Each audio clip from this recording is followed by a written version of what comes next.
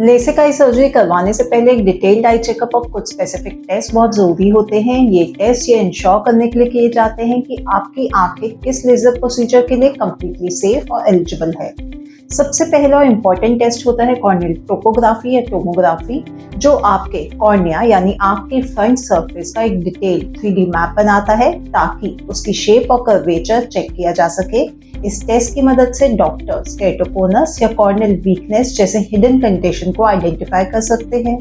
अगर कॉर्निया की shape normal ना हो या उसमें वीकनेस हो तो लेसिक रिकमेंड नहीं किया जाता और किसी ऑल्टरनेटिव प्रोसीजर का सजेशन दिया जा सकता है। इसके साथ ही पैकीमेट्री की जाती है जो कॉर्नियल थिकनेस कॉर्निया की मोटाई को मापती है।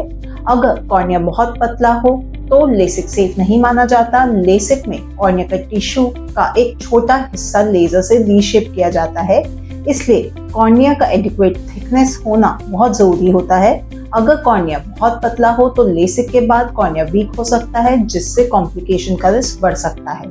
इसी वजह से corneal thickness evaluation LASIK screening का एक एसेंशियल पार्ट है। एक और इम्पोर्टेंट असेसमेंट होती है रिफ्रैक्शन टेस्टिंग, जो आपके चश्मे या कॉन्टैक्ट लेंस का एग्जैक्ट नंबर डिटरमाइन करती है। ये टेस्ट नॉर्मल रिफ्रैक्शन और डायलेटेड रिफ्रैक्शन दोनों तरीके से किया जाता है।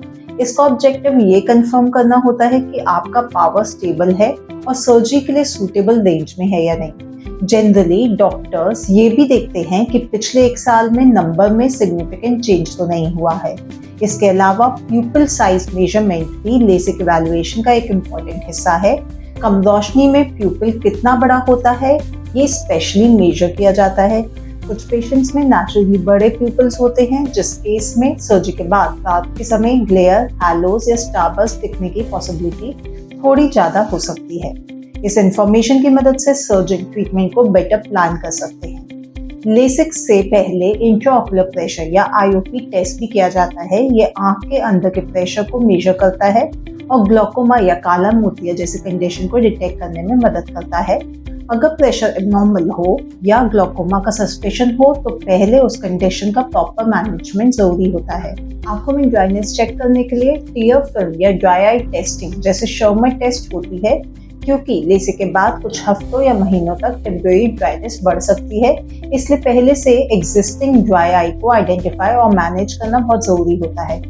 एडवांस वेवफ्रंट एब्डोमेट्री या आई स्कैनिंग भी आज के टाइम में लेसिक इवैल्यूएशन का एक बहुत इंपॉर्टेंट हिस्सा बन चुका है, खासकर प्रीमियम या कस्टमाइज्ड लेसिक प्रोसीजर्स में। ये टेस्ट सिर्फ आपके चश्मे के नंबर को ही नहीं बल्कि आपकी आंख के हायर ऑर्डर एब्रेशन को डिटेक्ट करता है।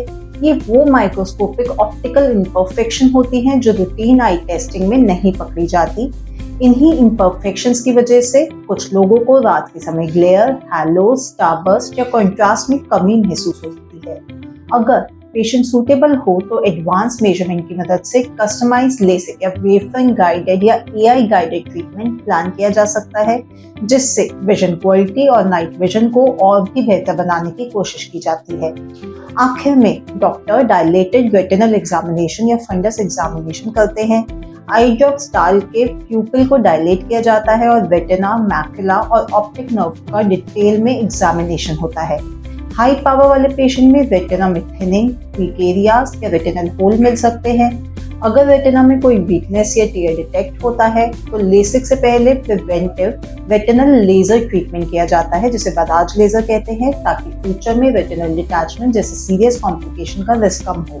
इन सब टेस्ट के बाद ही डॉक्टर ये डिसाइड करते हैं कि लेसिक आपके लिए सेफ और सूटेबल ऑप्शन है या नहीं, और आपके लिए कौन सा लेसिक सबसे बेस्ट है। तो सोचिए मत, आज ही हमारे हेल्पलाइन नंबर पे कॉल करके फ्री चेकअप बुक करें। आपका कोई सवाल है तो आप हमें कमेंट में पूछ सकते हैं।